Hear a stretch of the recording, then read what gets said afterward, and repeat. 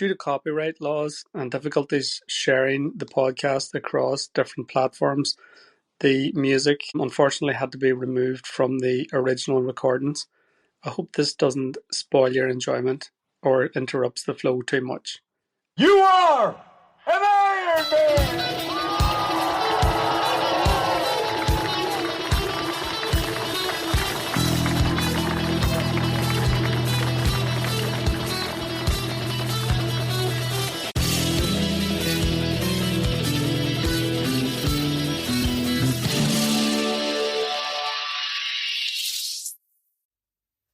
I'm very happy to be chatting to you, Jill McCann.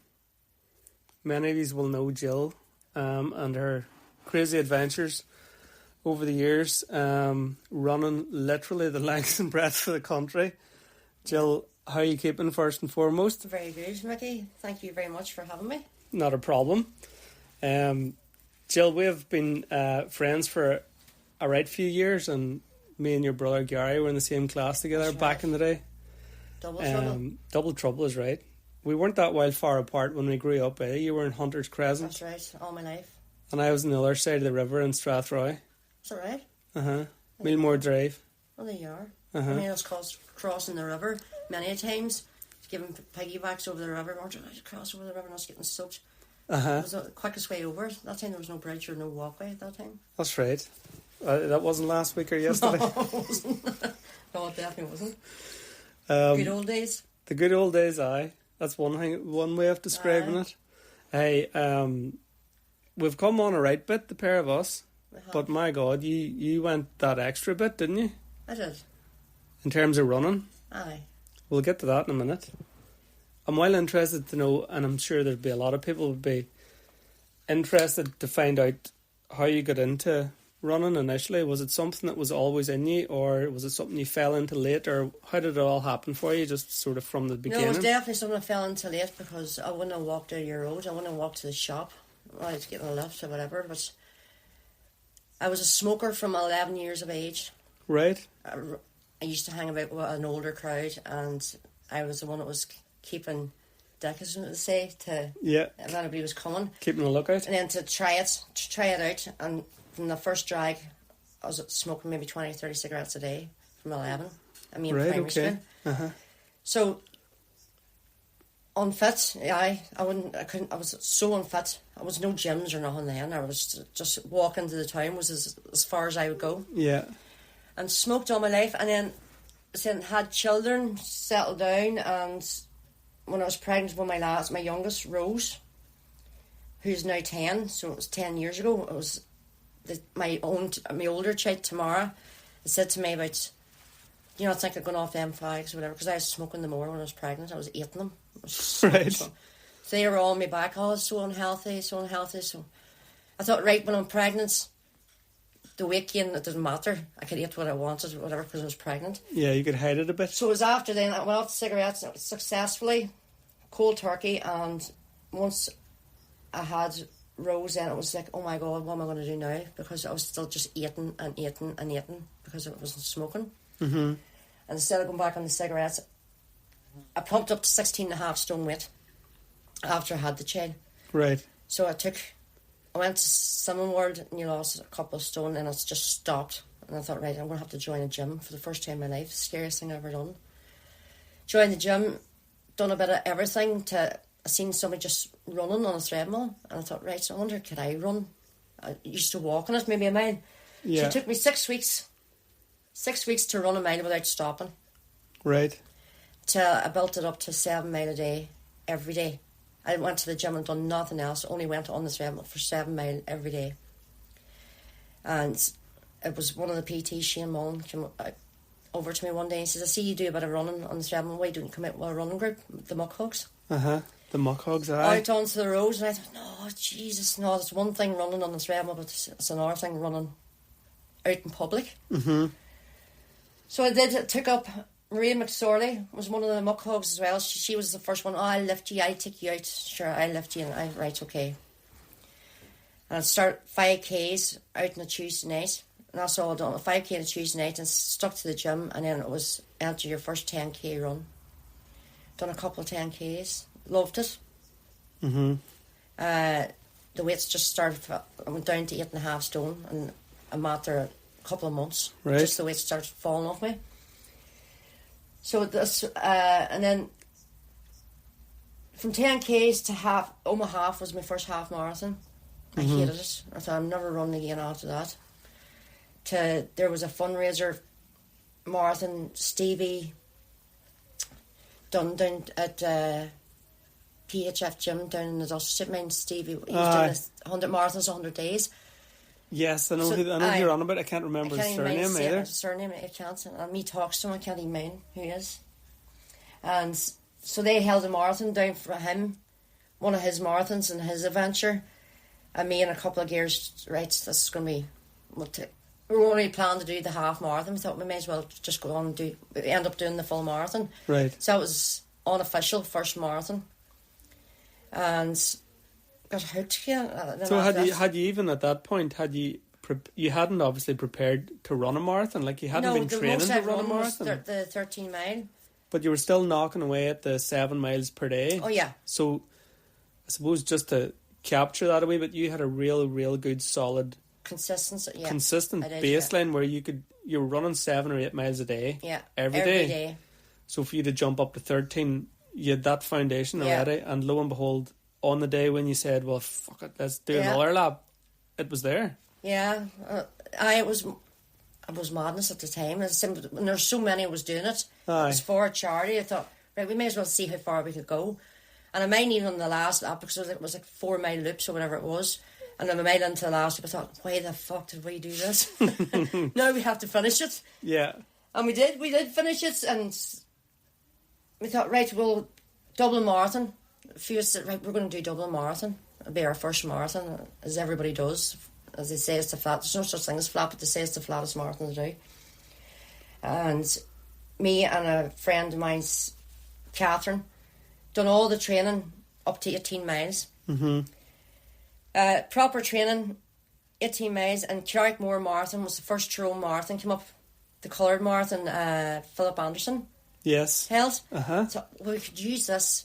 It's the only Tyrone Marathon there has been. I thought we'll do this as a training for Dublin. Yeah. So me and Catherine, right, we'll do the Carrickmore Marathon, and I showed up in the day. Catherine didn't. She went out and got drunk, so I had to end up running it on my own. Mm-hmm.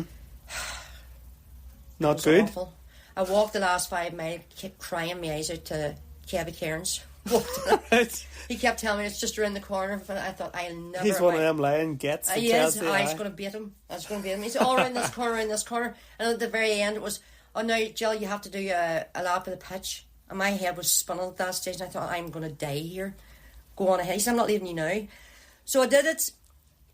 And Catherine was there at the end of it. And I thought, never again in my life. That was absolutely hilly, and it was hell. I remember that route at the time, and it was very, very hilly. It was awful. Wasn't it? Like it was awful.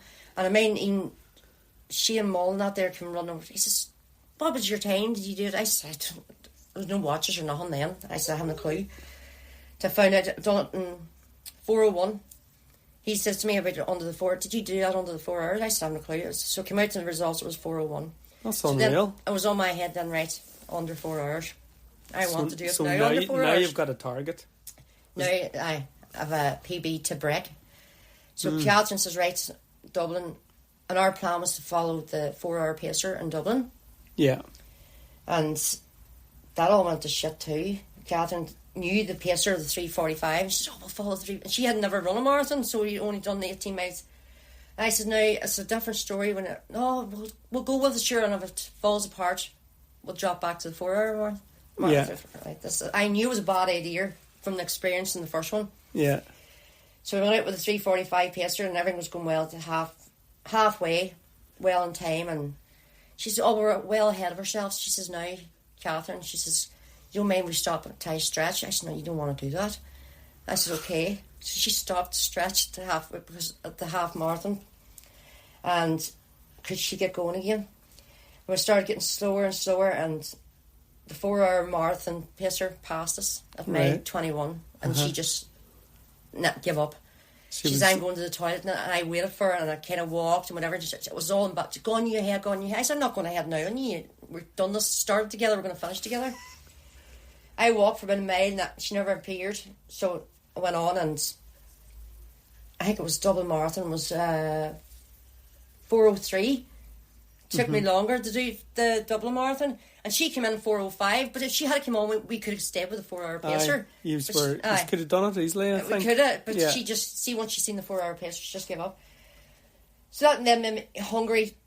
I wonder, can I beat the 4 hours? That's what was all in my head. So I do another one. I done another one the following weekend down in Belfast, Eames. The following weekend, The following weekend, I thought, I'm going to...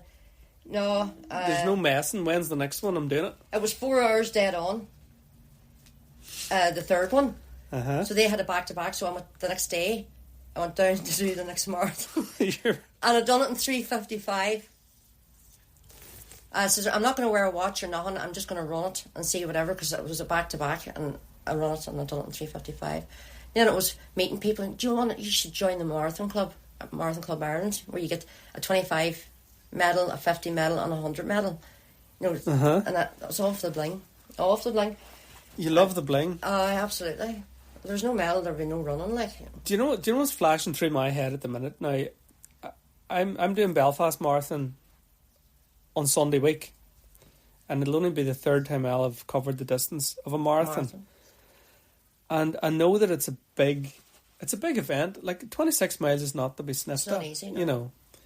And for what I'm getting from this is, what I'm wondering is, how the hell were you not smashed after? So you done a marathon 1 week, you did another marathon the following week, and then the week after that you done a back-to-back. A back-to-back marathon. And you're thinking, where am I going next? Straight away, like, what about recovery? How does your body? To me, it was consistent. I had to keep going. If I was stopping at all, it would have been no. I just didn't believe in Rick. I thought it made you soft. I do. Even I says a bit physio, a bit rubs and all. I says, I'm not going for no rubs, Mickey. These ones that goes for rubs get injured more often than I did. Right. And I never went for a sports massage for the first 2 years of running, and I had run well over 100 marathons, ultras and marathons. At that stage, when I got fed up with the marathon, I thought, right, so I'll move it up a notch till it's just the challenge. You know, you thought, I can do this now, every day. And I still only training. I went out on a Tuesday night with the Muck Hogs. That was the only training I ever done. And so I went and run marathons the weekend. It was more for the places I was going and the people I met, because the stories that you were told on the road was incredible. From everybody's running for some reason. It was for health, mental health, to try to lose weight, or just to socialise, to meet people or whatever. That was the best part, meeting different people. And the places in Ireland I'd never been to before. Yeah, I would have never seen them, only for running, travelling maybe 4 or 5 hours at 5 o'clock in the morning to go and run a marathon and coming home again, or travelling 4 or 5 hours to run 100 mile and then have to drive home again. And it was just something I thought, I have to do this. I have to, the numbers up. I want to get to my 100th marathon. See, you went at it quick. I did. You know, and you were hungry for it, and you just immediately fell in love with this long distance running, and it was absolutely bonkers for me, and I'm sure half the town and country that was following your journey on Facebook and then on Strava and whatnot, the miles that you were clocking up, and like week after week after week you were up and down the country, here, there and everywhere. Yeah. And there was no sign of you letting up. There was no notion of you doing anything different. There was no real airs or graces or singing and dancing or anything much about it. You were just quietly chipping away, and just casually, if you don't mind, banging out a marathon every week. Yeah, every week. And then I think it was the back-to-back, and then it was 3 marathons in 1 week, and then it was up to 5 marathons in 1 week. And it was more travelling just in early hours in the morning every weekend, and maybe a Wednesday marathon and a Thursday marathon, whatever it was, down in Belfast. So you'd have been scanning the internet for the marathons, sussing out where they were? No, my running buddy, Neil McSorley.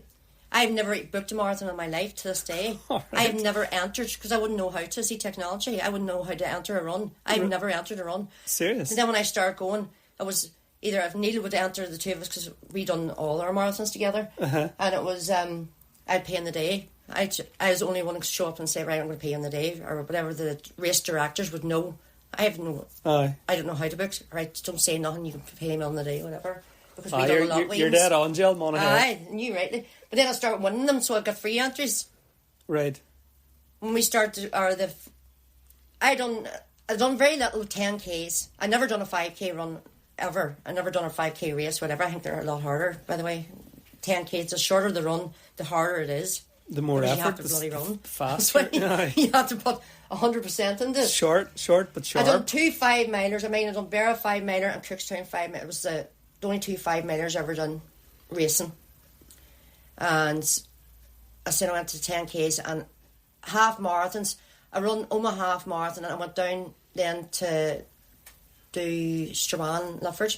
I loved it. I hated Oma, but I followed the pacer and left Strabane and enjoyed it, and I'd done a better time and everything because I had no sense that it was just running for the sake of it. And after that, I signed up for the 4 half marathons in Donegal.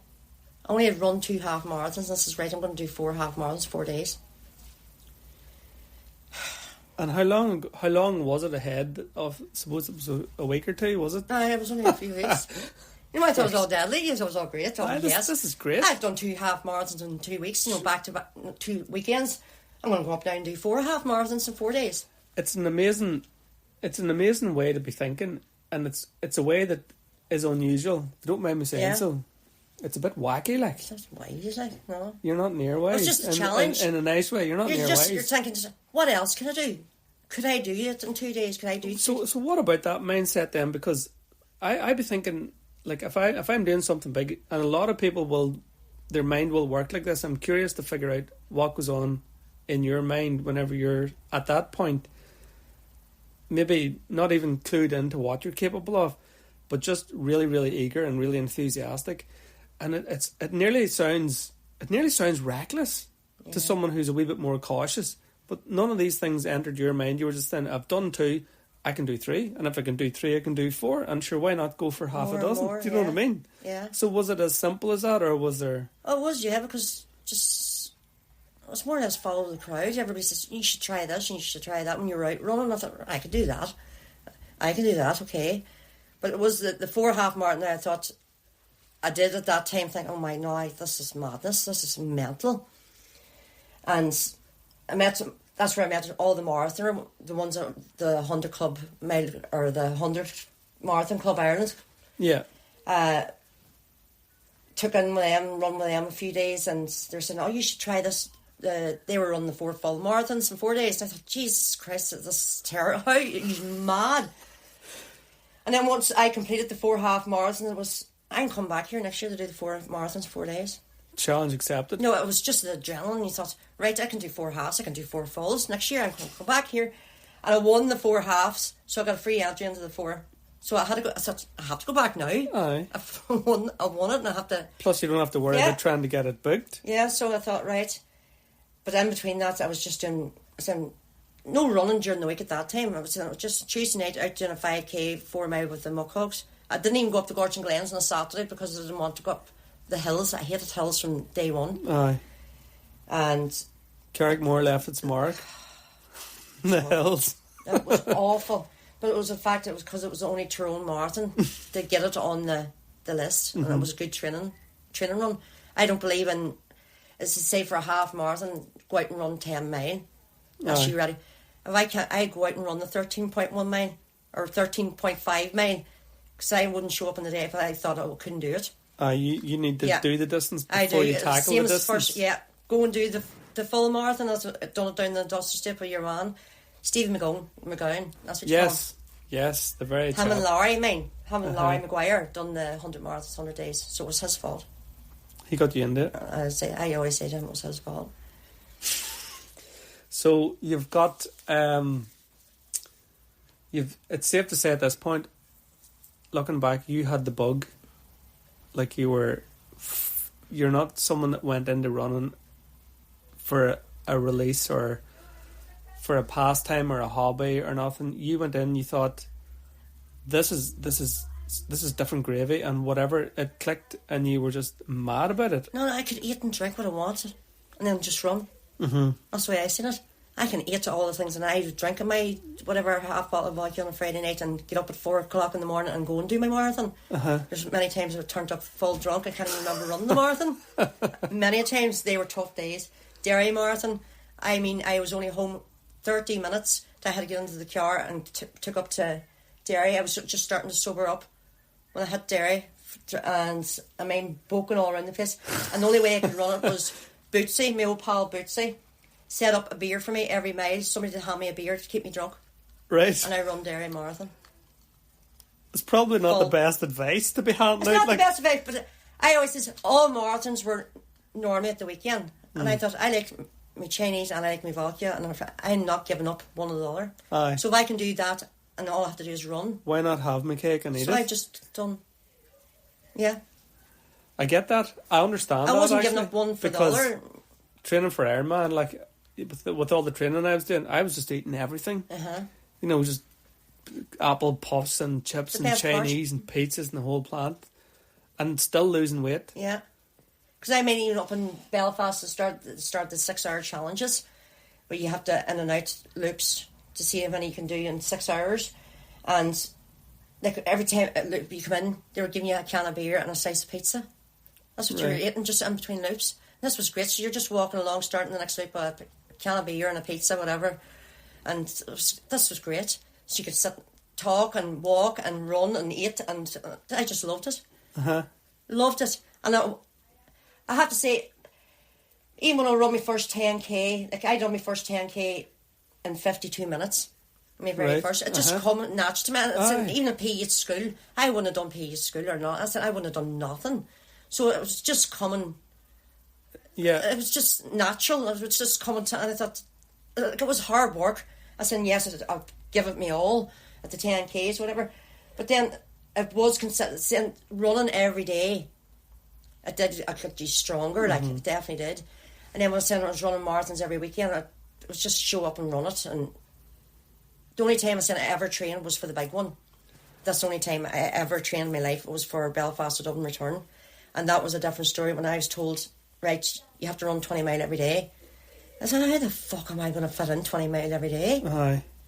You know, and I said, it's hard enough getting to training on a Tuesday night, never mind. Yeah. I says, running every So whatever way you do it, he says, you have to do 20 mile a day. So the only way for it was before everybody got up in the morning. So it was 4:30 every morning, getting out for your run. It's just sacrifices you have to make. You know, someone will say to you, you're lucky you have time for it. You have to make them sacrifices. Do without sleep. Or do without whatever to run that. Yeah. But, no, it's... I would always say I hate it running. No, but you know, you say you hate it running. I did. I hate it running.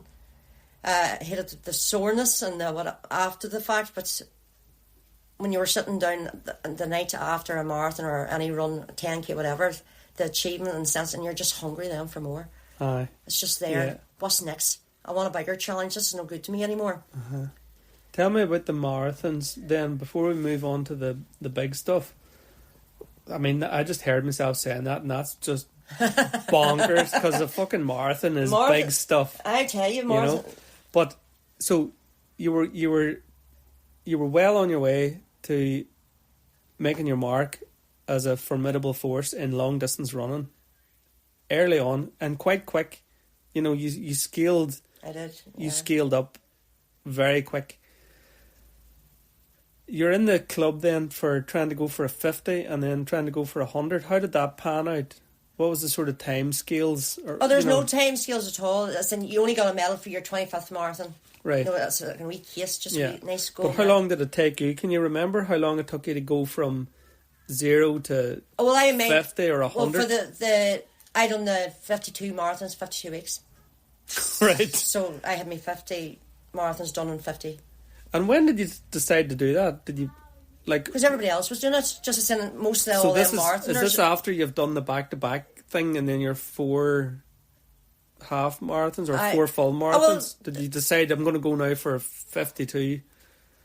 No, it was before that. Was it? Aye. I think I met the... So this was your idea? to go for 52 in 52 weeks? No, Or was it a thing? No, like, was it a... everybody else was talking about it, and they were wearing the jerseys and whatever. I said, where do you get that? Or what's that for? No, they were wearing you get these class jerseys. Aye. This is what's that there all about. You know, you have 52 marathons, 52 weeks, and then there's like 100 marathons, 100 weeks, whatever. I said, I want one of those. It was all about the jersey. I want one of those, how do I go about it and whatever. Oh, you have to run 52 marathons. 52. I said, fuck's sake. So that was it. Right, I'm going to do that. That's it. I wanted the jersey. End of. And then... Right, that's that done. No, wasn't it? I'm halfway now to the 100. I want my 100 mile now.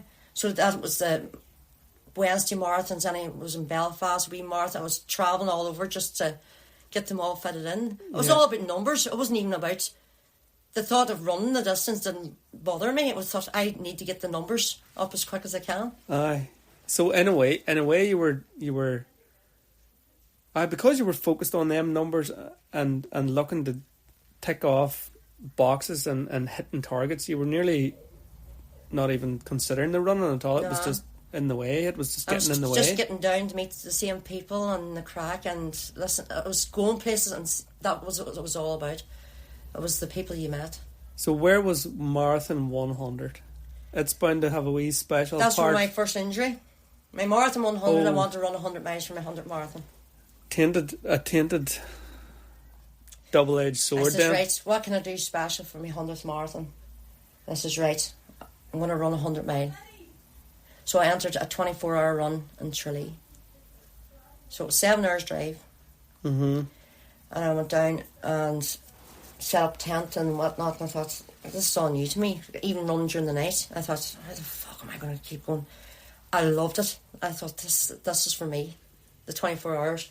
But at mile 58 or so, I took a wild sore foot. I thought it was just because I was on overuse, whatever, but I kept going. I tried to change. I never changed my trainers. I thought I'd change my shoes to see, does it make a difference? And I kept going. And one of the ambulance crew even looked at me and he says I was green in colour. He says, you're better pulling out. I said, no, this is my 100th marathon. I have to do it now because you have to do at least 100k for it to count as a marathon. This is the way there was all rules about the 100 Marathon Club.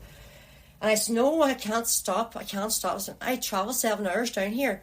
I said, and I have to, it's my 100th marathon, I have to do 100 mile.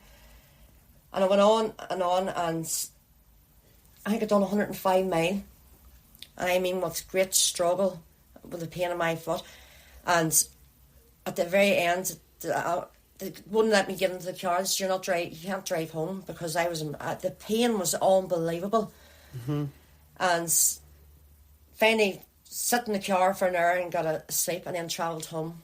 And I knew I had to be carried into the house, and my mum was babysitting the kids, and I said, can't let mummy see me, because she's always giving off about running marathons and you're going to hurt yourself, you're going to end up in a wheelchair and I'm not cleaning your ass and all you heard before.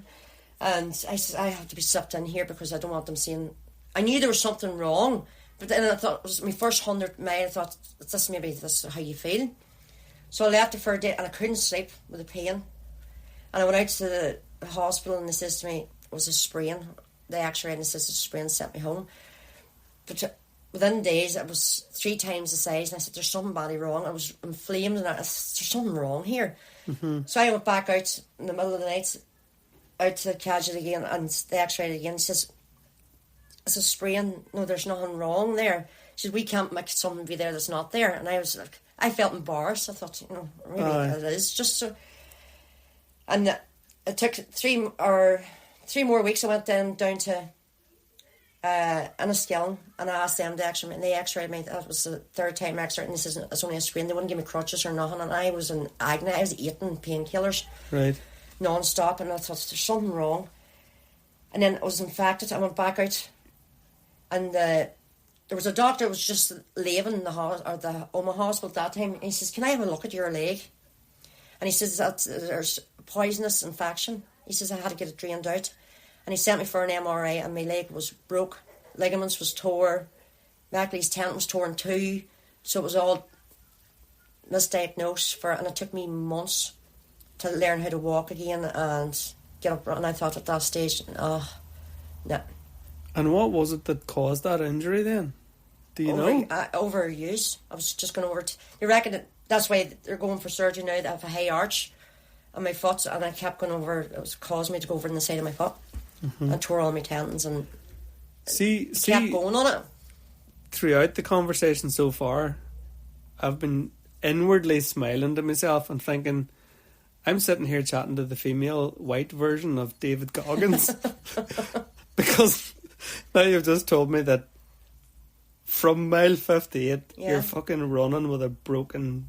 That's what the doctor even says to me. He says, why did you not stop at mile 50? I said, because it was my 100th marathon and I had to do 100 miles. I said I was going to do it. See, you done 105, so you've done another 40. Another my 40. First 24 hours. You won it. I won it.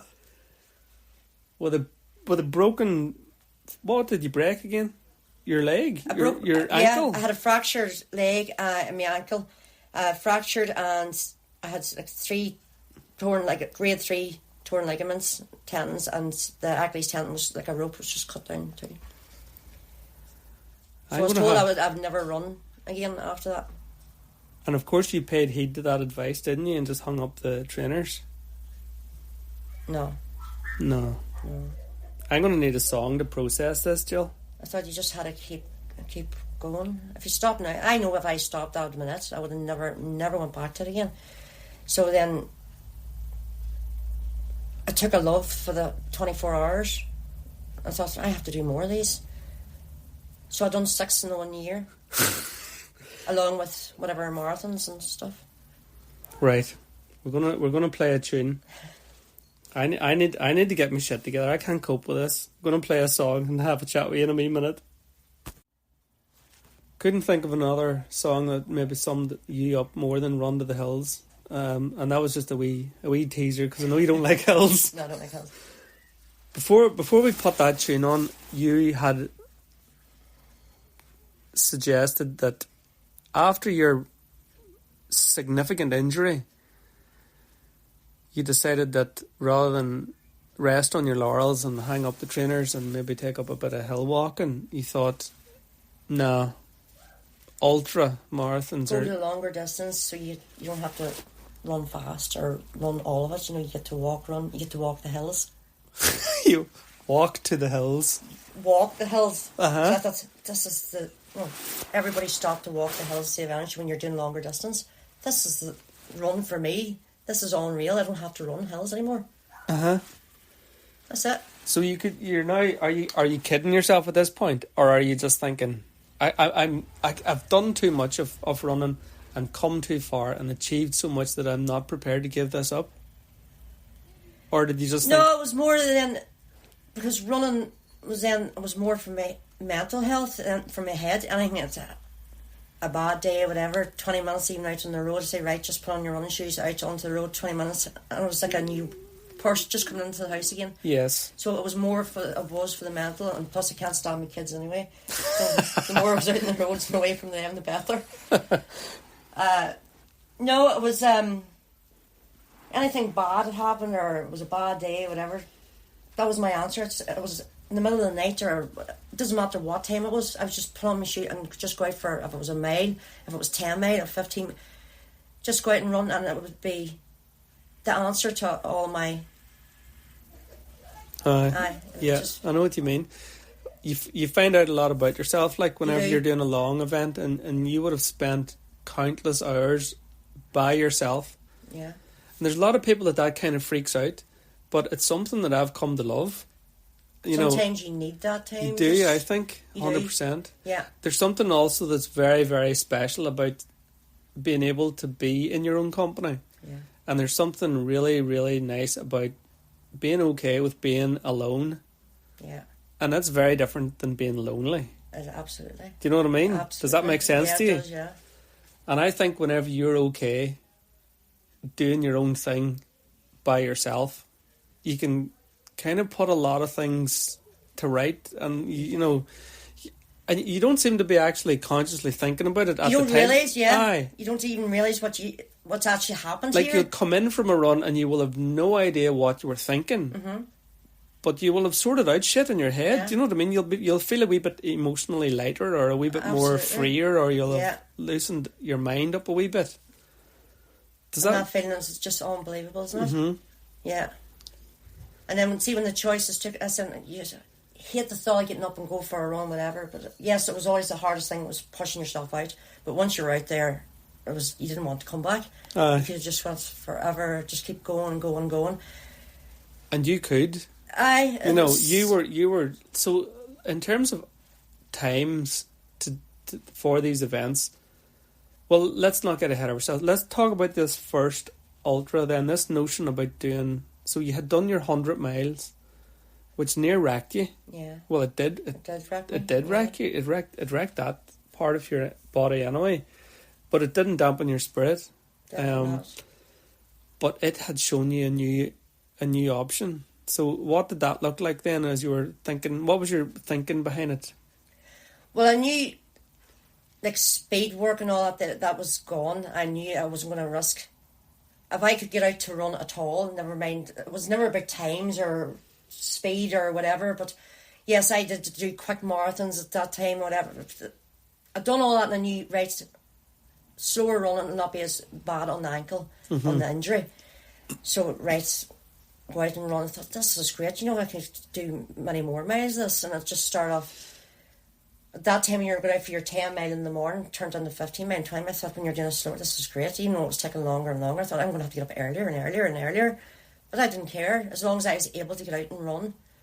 And especially once the doctor says to me, you can't run, I said, nobody tells me I can't. So when someone tells you can't do something, I'd be like, you want to bet it? I can't fucking do that. You're talking yes, to the wrong doll. He said, no, you can't, not an injury like that. And I'd say, well, I have 3 marathons next weekend. What am I going to do? He says, you can't run them. I said, well, can I run one of them? He says, no.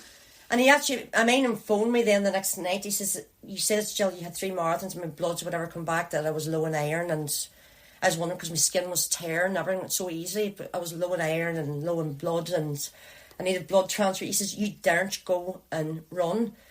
I said, well, can I walk one of them? I said, but I've signed up for 3 marathons. He says, no, Jill, please don't. He says, it's dating, you can't do this. And I thought, right. I did go down and I did walk half of them. Run, walk. And against doctor's orders, and I thought, I can do this. It just made me hungry and stronger. I thought, I wonder what else I can't do or I can do. I wonder if anybody else tells me I can't do it. See, if I go slow enough and anything. Walk the hills are bad for you. Fast running's bad for you, Mickey. Bad for you. I'm telling you, more injured, fast running and running hills. So, and I started to enjoy it more because you're seeing more around you. You're taking in more. You could walk, you could run at a pace that you could talk at the same time. Yes. This was awesome, rather than running and bulking at the end of a speedy marathon, whatever. I thought, no, this is a run for me.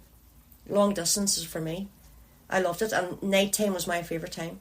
It's an alone time, and I didn't realise how much I enjoyed it. And I kept going and back, and it's 24-hour runs. It was always around loops. It was round and round circles. That was just the mental thing about it. And you'd have ones going to their tents and sleeping maybe for an hour or two. No, I just out on my own. Many times I was just on the track by myself for hours and hours, and I loved every moment of it. And I thought, this is the way I'm going to go now. Marathons are just going to be used for training. Yeah, because one of the things I remembered was, I remember looking at you. Every day I was amazed looking at your Strava, because you were running a marathon pretty much every day. Yeah. And then there was one day you had you'd be scrolling down and Jill McCann pops up, her thing, and it was 10k. You had done 10k. But underneath it you had wrote rest day. I was laughing at myself going, she's fucking nuts. She's doing a 10k because it's a rest day. Yeah. Were you thinking to yourself, did you have to hold back to do the 10k? Because you weren't taking a rest. You should have fucking. I know. You should have just done nothing. Smaller miles to me is rest day. Say ones now you have to, recovery not there before the run. People not run for 2 or 3 days before a marathon, whatever. Tapering, as they call it. No. I tried that one time. I think I lasted a day. I thought, I can't do this. No, I can't do it. I thought, no, and the longer I left it, it's even for when I was injured, see, to try and get back at it, I thought, I don't want to do this again. I have to learn myself to train myself back up to the distance I was doing. It was so hard, and I thought, if I ever get injured again and be put out again, I'll never run again, because it was a hard, long haul. The road to from going out on the recovery. bike just to walking and trying to jog. Like, I thought I was jogging, and the kids were walking alongside me, and I wasn't barely moving, but that was me. And I thought, never, if I get injured like this again, I will never, that's me, I wouldn't put myself through this again. So it was consistent, yes, and it was just routine. Aye. I needed this. It was part of my life. I had to do it. So these big ultra events then, there was a few of them that were, for anybody that doesn't know what an ultra is, well, what is an ultra? Because my definition of an ultra could be something very different from what you I define think an an ultra. over 26.2 miles is an ultra in my eyes. Like, Yeah. they say the smallest ultra was the 31 mile. That's where you start, from the 31 mile to the 39 mile. Uh-huh. To your 40 and your 50, whatever. So you jumped in, your first taste of an ultra was that 100 mile run, wasn't it? My first ultra was, what do you call that forest one that you done there? That Tullymore. The 39, 3 times. 3 times round that. First shot. Shane Mullen talked me into that. He said it was my first ultra. I thought you didn't like hills. I know. That's why it's hello. It was awful. Wow. But saying that, that was my first ultra, so that was the first time I experienced I could walk, bits of it, and talk, and I thought, this is more fun. You Yes. get to talk more, and it was great. I mean, I even had a beer, I think, on the second round, and a bacon bap by Philip McElroy. He handed me a bacon bap and a beer, and it was the best day of my life. Bacon butty and a can of beer. On the second Sure, what more would you want? It was Like, unreal. class. So that was my first ultra, and I really enjoyed it. I thought to get to walk and talk, and I thought, it took me 7 hours, I think, to do it. Then it was like, I'm coming back here next year to race this. When to race this. Because it was my first shot. I thought, I can run 39 miles, this is great. That was my first ultra. So I went from the 39 mile then to 100 mile. No in between? No. I went to 6 hour challenges. That's all it was, just run as many loops you can in 6 hours. Right, okay. So I used them. I would run maybe 38 mile or whatever. The most, I think, was 40 miles run in the 6 hours. That was when I got stronger, whatever, near the end. But 38 miles I would do. So that was the most I run before I done my first 100 miler. That's unreal. And a lot of these events were all over the place too. All in Ireland, but they were all over the places I've never heard tell of. I'd never seen it. That's the only time, only for running, I wouldn't have experienced. Did you ever think about, I'm just curious to find out about your feeding, your nutrition, because you've indicated some aspects of your nutrition include beer, bacon baps, and maybe an odd wee drop of the holy water, as you call it. A wee drop, aye. But did you ever, or was there any strategies involved for those big runs? Were you going to those events and bringing a packed lunch? What were you bringing? Were you entertaining these gels or these carb drinks or any of that type of thing? I made it gels. My first experience with gels was at the Omaha Half Marathon. When you're coming down the hospital road. Yeah. Right, I thought I was watch whatever. I thought, this is alright, we're heading back to the leisure centre now. I was only halfway. Yeah. So somebody in the crowd says, no, Jill, you're only halfway. So I'm going to die. How the fuck am I going to get around this now? And she says, here, take this. So I took this gel. I thought, right, this is great. I said, I need some, right, to take it. Scatter. That was it. Stomach pains. Scatter. I had to run to the Portaloo straight away. And I thought that was the last time I took a gel. And I thought, first time and last time, I'll never take a gel. So I've never took gels or them protein drinks or any of that stuff, porridge or pasta or. So the question is, what were you taking, or were you taking anything, or because in my head you can't. I mean, how do you do what you were doing at that time if you weren't? Before marathons and that there, it was great. I had a bowl of Cocoa Pops and a Mars bar. and a cup of tea, going down the road, whatever, to a marathon. Nutritionists up and down the length of the country are cringing as they I don't listen. like fruit or veg. I don't eat fruit or veg. I don't. I said, oh, that stuff's good for you. Anything's good for you, I don't take, Mickey. That's why when people say to me about running, then they say, right, what do you eat? No, don't ask me that, because what I do, it's not going to be right for you. Aye. But that was the fun part, going to the 24-hour. It was 12 pack of crisps, bottles of Coke, and I'll be halving along with paracetamol. Right. So, yeah, it was all crap. Sweets and whatever I can get my hands on. It was great. It's the best part. It's a bit bonkers to think that you were able to do all that. Like, Yeah. you know, because if you believe everything that you're told or read, you would think in order for you to be able to sustain the miles that you were doing, you would need X hours sleep, you would need X amounts of water, you would need X amounts of protein and, you know, carbs per pound weight and all this sort of stuff. No, give me 12 packets of Tato and a fucking 2 litre bottle of Pepsi and I'm away. It does come to a stage on the 20th you can't eat. You know, your stomach won't Aye. anything anymore, and you're broken and you can't even keep water down, because it's happened to me many a time. But at the start it did, and that's in, even in my first 24-hour, I didn't eat as much, and I was late to it, then I couldn't, it was too late to even eat. It says at the stage that you're gone, like, you know, your energy everything's gone. So I learnt my lesson that way. And I've still done the 105 mile and a broken foot or whatever, but I thought, I can't even lift my head because I'm going to pass out here. And then you do have to, I took everything, even stuff I wouldn't even think of eating with me. You're better than having it, whatever, because once your stomach goes, I thought, what am I going to take now? And then down the line, the best thing for an upset stomach is beer.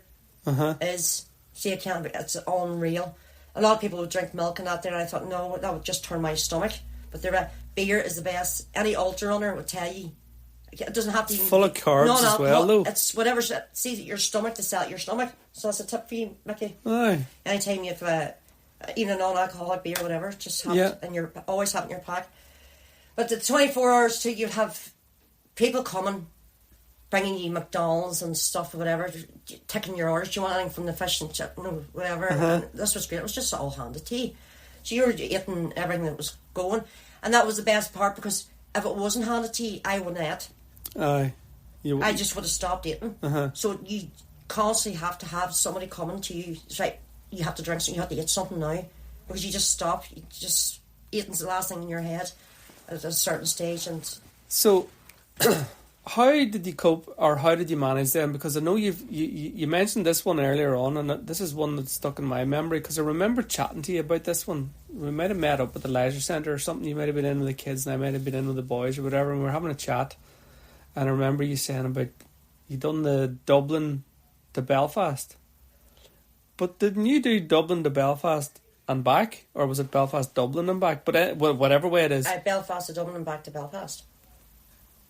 How did you eat during that then? Was there a crew with you? Oh yeah, it was constantly. You had to have a crew with you the whole time. So it was, yes, they're saying, right, a mile, whatever, you have to eat. They said, right, hot food or a bag of crisps or a sandwich, whatever. But see, the whole way to day and night, there was people on every corner with sweets, cakes, vodka. I stopped in every pub that's in on the way down. Vodka. I sitting at 6 o'clock in the morning. Your woman brought me a can of vodka and Coke. Aye. And bacon and wheaten bread. Sitting at 6 o'clock, and it was unbelievable. It was the breakfast of champions. Oh, I'll never forget that. And I made it the second day. It was real hot. Only 4 people, even near the end.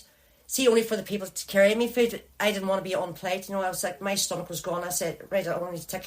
I have to take something here. But only for that, I would have been gone, because I'd stopped eating. Whatever, I couldn't stomach it. And only for people were coming out in the middle of the night, early hours in the morning, with all sorts, boot full of stuff. The support was absolutely unreal. And I couldn't have done it without the support. Like, you couldn't. am I right in saying that you were? Were you hallucinating at the end of that one? Yeah. Like in the middle of it, or well, a bit because of what was that? Was that a mile. lack of sleep or what? Or what? I think it was a lack of sleep. It was a lack of sleep, and it was the longest I was ever out ever. Because you did it without sleeping, didn't you? Because a lot of people would. 50 minutes. I got into the car for 50 minutes, and it was the worst thing ever. But I said, right. Set the clock for 50 minutes, and I got up and I had to go into a nightclub to change my clothes. I woke up and I was freezing because I got into the car. I remember with me running, just sat into the car, fell asleep, and I woke up and me shivering, and it was freezing outside. Aye. I was all chaved and everything, and I had to go over to a nightclub to change into the toilets to change my clothes, and it took me about an hour, just to get washed and changed and with a sink. And see, getting started after that, oh my God, I'll never forget it. The chat, everything just hurt.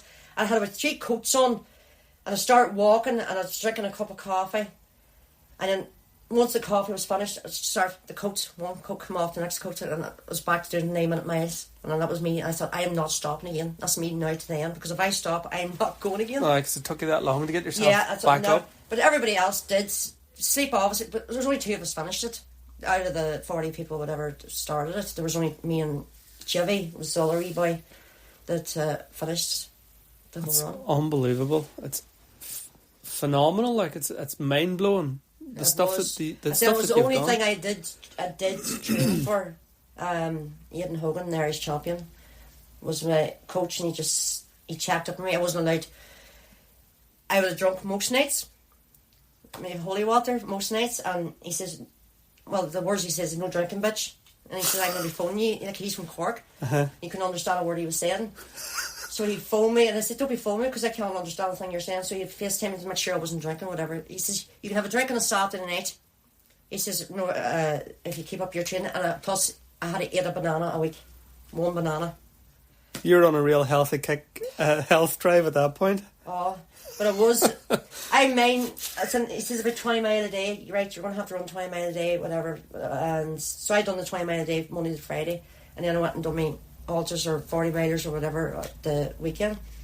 So I was clocking up 150, 160 mile a week in training. But at the very start, sitting on the bench 5 or 6 o'clock in the morning crying. I thought, this is terrible, this is awful, I hurt, I'm tired. And I phoned Aidan. I says, Aidan, is this going to get any... When's it going to get any easier? He says, it'll not get easier. He says, but you'll get stronger, Jill. And I said, fuck off. Fuck off. And it did. It was still hard every morning I went out. And there was people meeting me at groups through the night because I didn't want to be on my own or whatever. Yeah. They were going to make sure I wasn't on my own. And they came out and they kind of swapped shifts every hour. And it was amazing. The support I had, Mickey, was like nobody else would have had the support I had. Aye. And I mind doing 20 mile and going down to Mickey Fitz and doing a leg session. Now I think, how the fuck did I ever do that? I had a bit floating around that gym at that time. And he'd always say, oh, if you're running 20 miles, you better still be down. I'd be down here. Don't you worry. And I went down to him like the 3 days a week for the leg session. And done that for 3 months, solid, before I done Belfast to Dublin return. And I was moving house. I had to be out of the house, and I was in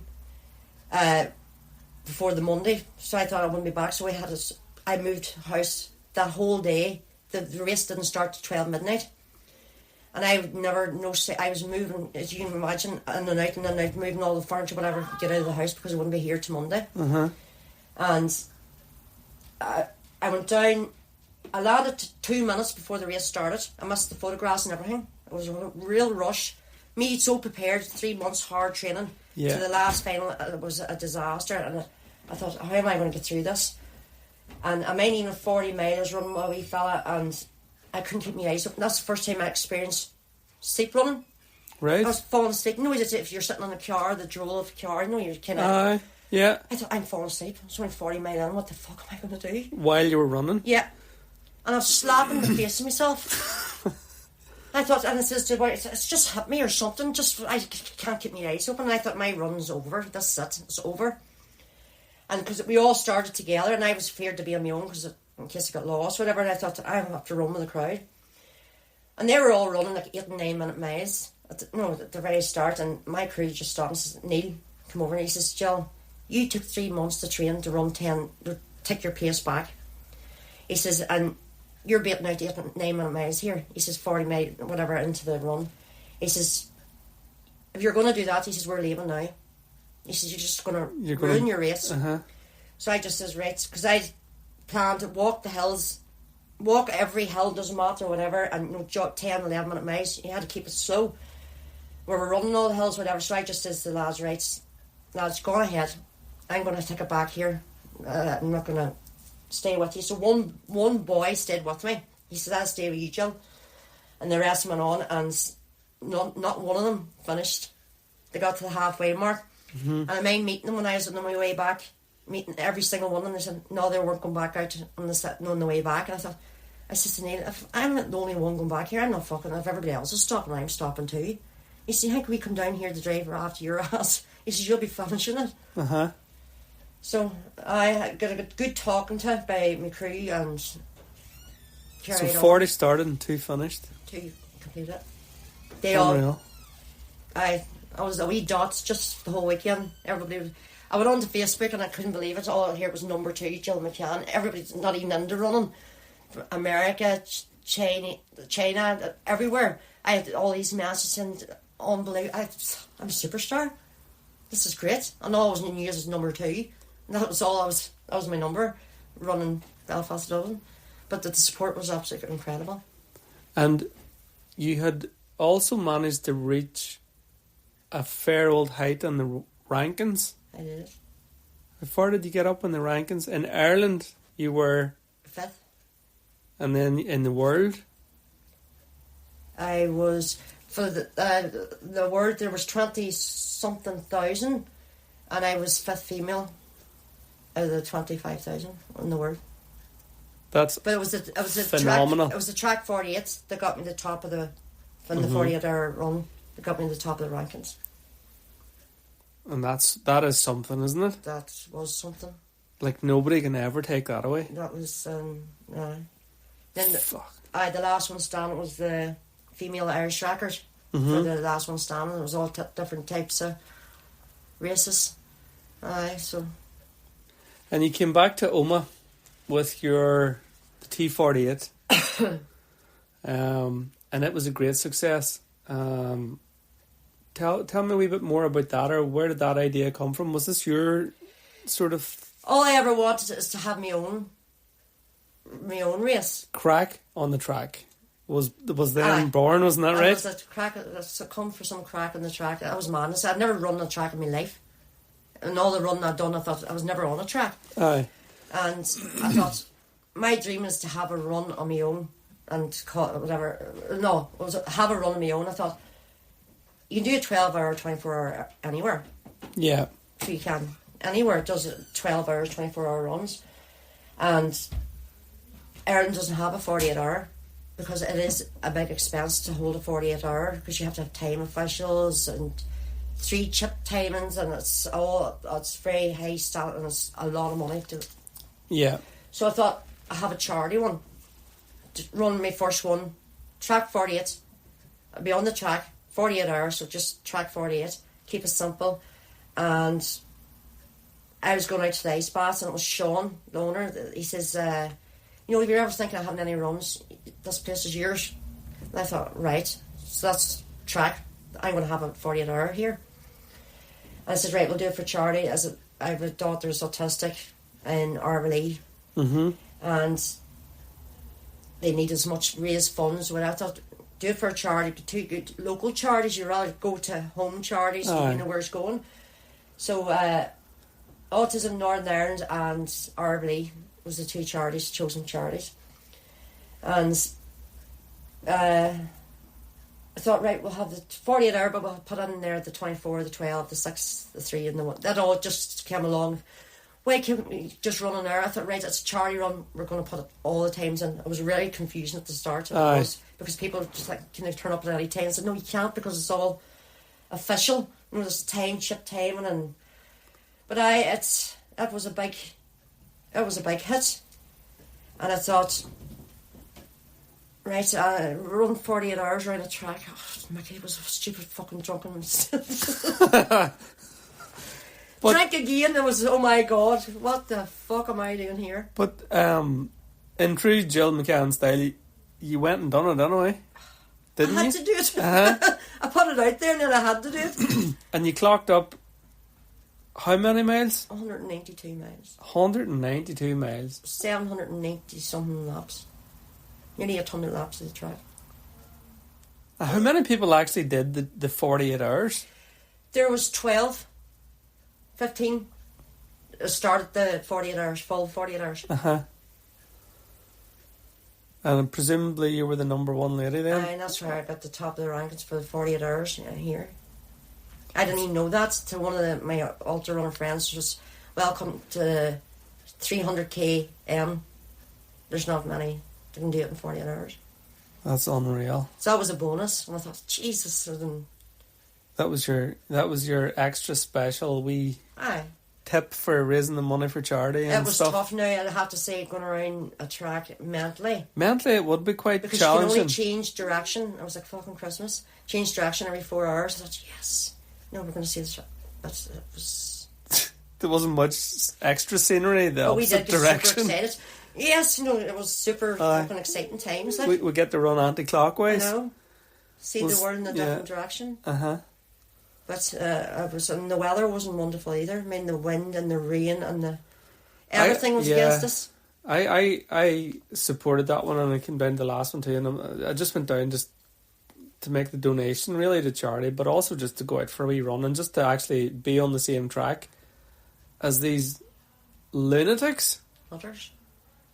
But in all seriousness, to share the track with these athletes who are able to do that, like, I mean, endurance wise, it's just mind boggling. It is. Like, it's like the triathlon thing, the Ironman took me the guts of 15 hours. So I can't begin to imagine what it must have been like to try and keep going for 48 hours. Yeah. Round and round and round. It's like, and just round and round.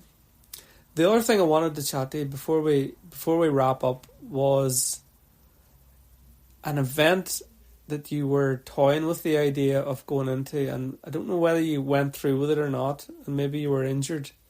The tunnel. Yeah. See, I was sponsored. I was injured. I had no running done, and it come up upon me, and I thought, I'm going to have to go. Only for the fact that I was sponsored. If I had to book myself in or whatever, it wouldn't have bothered me. You wouldn't have. And I thought, and then I probably kicked myself. I didn't try it. No, I didn't go and get it. So explain the tunnel, just because I remember you telling me this, and I was like, Jill, you really do need some help at this point. You see, that idea came up about 40 hours into the 48 hours, that a fellow runner, Bobby Irwin, was running along. He had done the tunnel, and he brought up when we were walking I was about 40 hours in. At this time, you're all delusional and everything's a great idea. And Bobby says, I done the tunnel, and Jill, she tried. I can do that. I can do it. I did no problem. And of course, it was Richard Duffy that's sent the email to apply for it. I never thought nothing more of it. And I got the email, and he says, did you get the email? You're accepted. And I says, what the fuck? Like a 40 hours into 48 hours, I was thinking, you can't do this. Yeah. So looked into 200 miles in a tunnel. You're not allowed no earphones. You have to run single file. You're not allowed to talk. You're not allowed no crew. You have to look after yourself. Some darkness. Lights. There's like a dim light in the tunnel. It's a mile out and a mile in. So the tunnel's a mile long. Mile long. A dark. So is it like a train tunnel? Aye. Underground tunnel. Aye. And it was still open to the public. Like, there's bicycles going up and down and people walking up and down, whatever. But you had to run single file. And you're allowed nobody to create. If anybody handed you anything, that's it. You weren't allowed. So no earphones.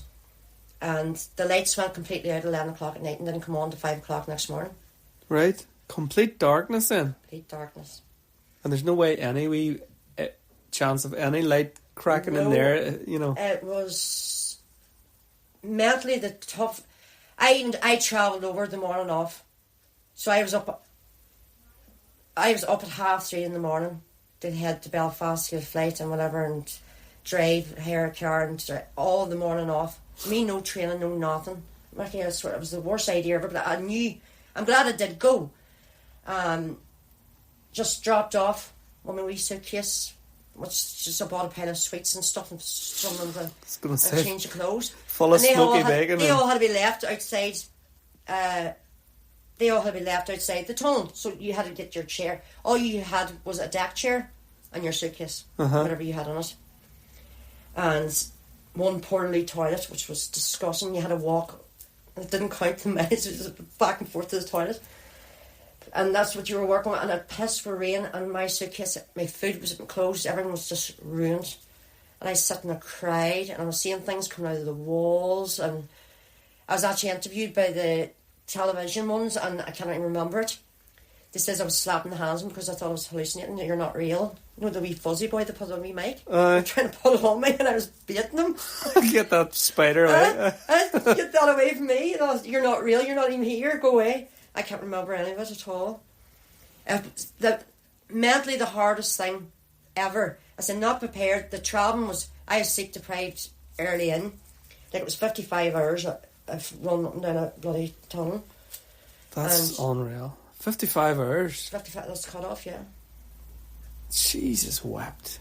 It was hard. And that was the worst thing ever. And I had a wheelchair in the airport. That was the first time in a wheelchair. I was mortified. But I was glad. I thought, how am I going to get up them stairs up onto the airplane? I swear to God. They gave me a lift. Got a lift. It was amazing. And then when we landed, I thought, how am I going to get off this fucking plane? It was as sore as I ever was. And no, I got a wee lift down too. It was great. I swear to God, it was great. But I couldn't. I would love to go back and give it another go. But the way I am now, I said I need surgery or whatever. My long distance kind of running's maybe over. But I'll not say never. Well, that's what I was just going to ask you then now. Just to sort of bring it right up to date and where we're at now today. We're sitting here on a nice Friday evening. Where are you at the minute with your running and with just generally, I know you're doing a wee bit of coaching and that. Are you doing much running or? No, and basically walk, jog, maybe a 5k here and there. You're doing a bit of swimming, aren't you? And a wee bit of other bits and bobs. Different bits and pieces. I'm just trying different things because I said I'm waiting now to see if I can get the surgery done, if the recovery's going to go well. It's major surgery and I've been out that long now, even to run 5k. Health-wise, I'm not just up there yet, and it's not even an option right now. So it's more or less the coaching and my own run events to keep me in the circle, just as doing something with running. So as long as I'm kept in that way. You're still part of that sort of fraternity, as it were. Like you're still part of the running family as such. Aye. And you've got all the logos emblazoned all over you in the forms of tattoos. Oh yes, all inked. And I have seen your bling collection there. Yeah. It must be about a ton of metal hanging on that wall. There's 200 and something medals there. Because the majority of mine, if you were to look at them, are like 5Ks and wee sprint triathlons and wee bits and bobs. I saw marathons and ultras. That's what I was going to say. They're all. I have a different one just for me. The 24 hours and 100 plus milers. Yeah. I've got a wee coins and the coin, the 200 miler coin, which I'm only female in Ireland that owns one. Class. So that was my biggest. That's mighty. Just in terms of the coaching, is it something that you plan to take on a wee bit further? I know you're definitely is the way things is now. It's the only way I want to go to. I said to keep in with the running. I will be having 12-hour and 48-hour events, and once I get sponsorship and all sorted out. But coaching, I've a few out at the moment, and I will be taking on anybody that wants to try maybe a wee bit of ultra running, or just even to start off, or just for themselves, mental health. Yeah. To get out with other people, just to contact the T48 page, more or less. Cool. Jill, thank you very, very much. Thank you, for Mickey. for The crack's good, aye. It's food for thought. isn't it? Really- You're thinking about one now, aren't you? Well, Aren't you thinking about one now, Mick? I don't know what I'm thinking about. It's this idea, you know. I do genuinely believe that when you put your mind to something, you can do it. And I wear that on my sleeve, and just spending this wee bit of time with you and tapping into your mindset has reinforced that a wee bit. Yeah. And it's just, aye. There's My not. There's my nothing. Granny Rose always says, stated, she says, there's no such thing as can't. And she always says that to me. If you want to do it, you have to want to do it. And it's up to everybody's for their own reason. Doesn't want to do it, you have to want it, especially at long distance and stuff. If you don't want to do it, it's hell. Like. But I would recommend running to everyone. It's great. It's an activity for the mental health, weight loss, whatever journey it is. I think it's good for everybody. That's if you're able to get up and move at all. I think if the notion's there at all, if you have found yourself thinking, I would like to give this a go, or I would like to try Plant the running, seed. you're already on the way, aren't you? Yeah. You just got to go out, buy the gutties, and get on the roads. Oh, aye. Goodies. It's expensive. It is expensive sport. You know, say you take up running, your shoes, your entry fees. Like, the entry fees is all going up now. Aye. Even it's ridiculous, but that's the cost of running or organising an event. That's why sponsorship is very important, especially for these big events. That's why we had to cancel even the T48 this year, because we done it all ourselves, paid for everything, and we're at a loss. Like, it was more or less for charity. Yeah. So we're waiting now to see can we get sponsorship to have it at least every 2 years, to build it up. But we still have our 12 hours or 6 hour night runs Aye. for now, to keep us in the loop. And Have we got a date penciled in for the next sort of T48, or is it the still 48 in planning? There'll be a 12 hour coming up now shortly, a night one coming up now, hopefully for the summer time, because there's been a lot of family issues and that's going on. It haven't had the time. Yeah. And else your heart's all in it. I want to give it me all. There's no point going down that line. But we will have a 12 hour, but it'll be next year, but not sure of a date now, because our March date has been took now over by another event, because we give it up this year. So, but it'll be up soon, hopefully. So we'll all keep an eye on the T48 page on Facebook. Oh, absolutely. If anybody's interested in linking in with you for a bit of coaching, T48 page as well. T48 page is the way to do it. Absolutely. Happy days. You'll be in the next 48 hour then? I'll give it a go. I might not last the 48 hours, but I'll certainly turn up and give it a Why wee. would you not last 48 hours? See, you're putting that plant in your head already. Anybody can run 48 hours. I could. I suppose I could. There'd be nothing actually stopping me. You know, if I put my mind to it, I would be able to do it. I just don't know if I want to. That's it. It's the You fact know? because on a track, not to you mentally if you want to. But when you're out there, you think to yourself, I wonder how many miles I could do. And it's not all right. You could stop and sleep and whatever. And say, right, I'm going to do an hour, like a mile an hour, but it's... I'll see how I get on in the Belfast Marathon, and I'll see how I feel at the end of that, and then I'll see about what I think we'll be going for next. Ultra. Never say never. Ultra. Ultra.